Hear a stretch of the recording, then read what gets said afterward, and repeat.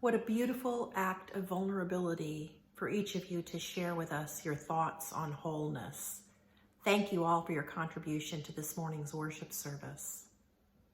And I think for the rest of us, we might have different ideas, even from what we heard this morning, of what constitutes wholeness.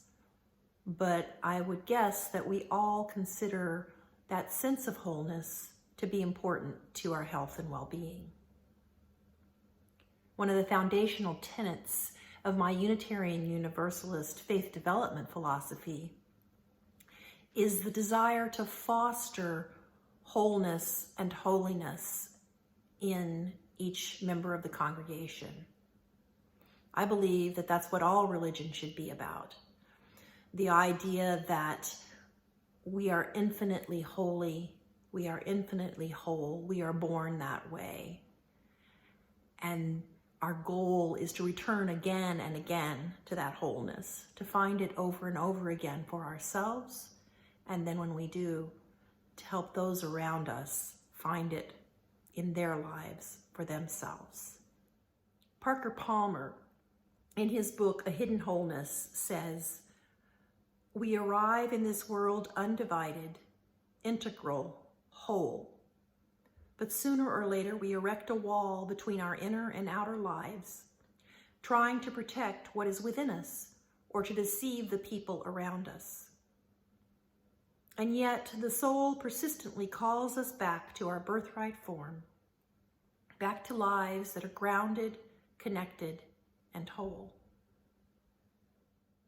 Right now, we have literal walls between our inner and outer lives, physically distancing ourselves while good for the community and the world at large is taking its toll.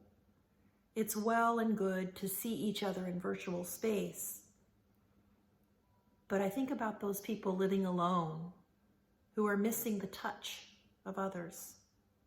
And I think about those families or those people living with many people in their household who are just seeking some quiet time to be with themselves, to be apart. Wholeness is both finite and infinite. Finite when we feel broken, maybe when our life isn't going the way we want it to. We have a relationship that is broken. We need money to live, to feed our family, to house ourselves.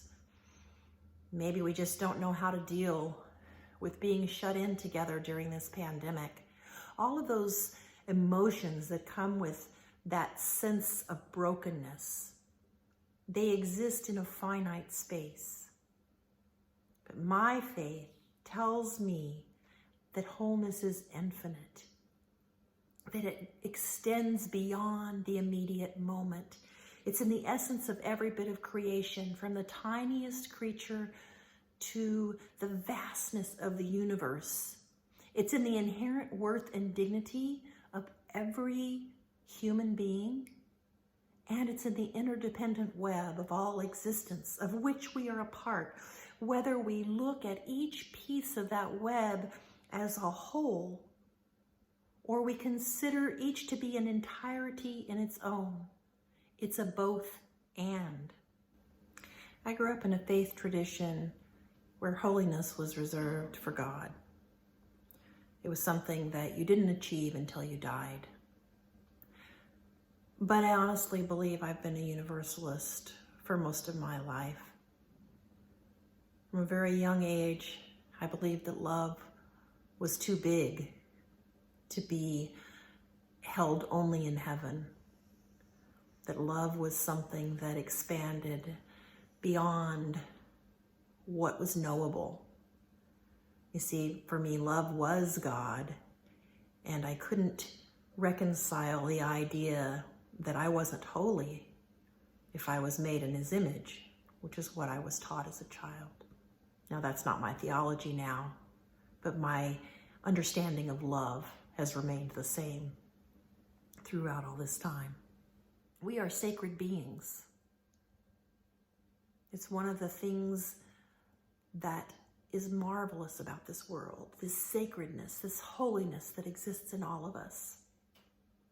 There's this wonderful Peter Mayer song, Holy Now.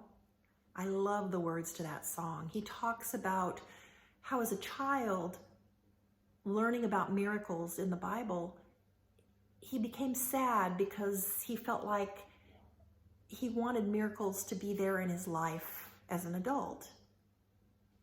And then upon reflection realized those miracles were there all along. Those miracles exist every day. The holy is there every day when we look for it. In a rainbow, in a newborn baby, in the mud, in the turning of the tide, the rising of the sun, in the smile of a person that you've never met before. There's holiness there. Maybe right now you are feeling less than whole. You don't see life as a miracle. You're struggling with your life balance. You're missing the people that you love to connect with that aren't in your home. You're missing your time spent in nature without the burden of wearing a mask. How do we begin to tear down the wall between our inner and outer lives, that wall that we put there to protect ourselves? Find what brings you to your knees in reverence for yourself and your life. And when you see yourself as whole and holy, help others see themselves that way too.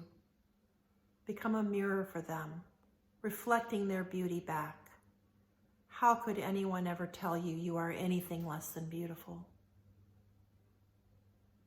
Help them see the holiness and the miracle that they are. The interdependent web shimmers with a love that exists in boundless time.